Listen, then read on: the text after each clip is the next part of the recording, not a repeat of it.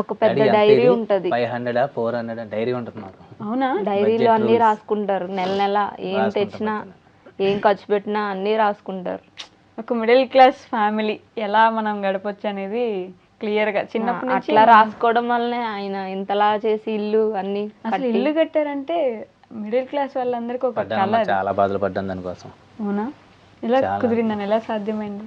ఎలా కుదిరిందంటే ఇంకా ఈఎంఐస్ కడుతున్నారు దానికి? ఇంకో 3.5 3 సంవత్సరాలు 4 నెలలు ఉంది ఇంకా. అంతేనా? అది క్లియర్ అయితే ఇంకా ఈవిడమే పెట్టాలి బడ్జెట్ అంతా. ఇంకా ఆల్రెడీ అది సుకన్య కడుతున్నాం. అది కడుతున్నాం.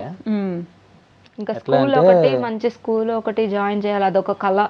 అవునా? పిల్లలిద్దరు సిబిఎస్ఈ సిలబస్ లో జాయిన్ చేయాలి. చేస్తాం, నెక్స్ట్ ఇయర్ నుంచి స్టార్ట్ చేయాలి. అన్నీ అవుతున్నాయి అమ్మ దేవుడి దేవాళ్ళు. అన్నీ మధ్యలో ఒక కారు ప్రోగ్రామ్ ఒకటి పెట్టుకున్నాం. అంటే ఇల్లు మీద ఇల్లు కారు అట్లా ప్లాన్ చేసుకున్నాం. కారు స్కిప్ చేస్తాం. ఇంకా ఓకే, వీళ్ళ కెరియర్ ముఖ్యం అనిపించి మనకు అంత అవసరం లేదు కారు. అది స్కిప్ చేస్తాం. మా ప్లానింగ్లో ఉన్నదే తీసేసింది అలా అదొకటే. మేము ఇద్దరం వేసుకున్న ప్లానింగ్లో మిగిలిన అలా జరుగుతానే ఉన్నాయి.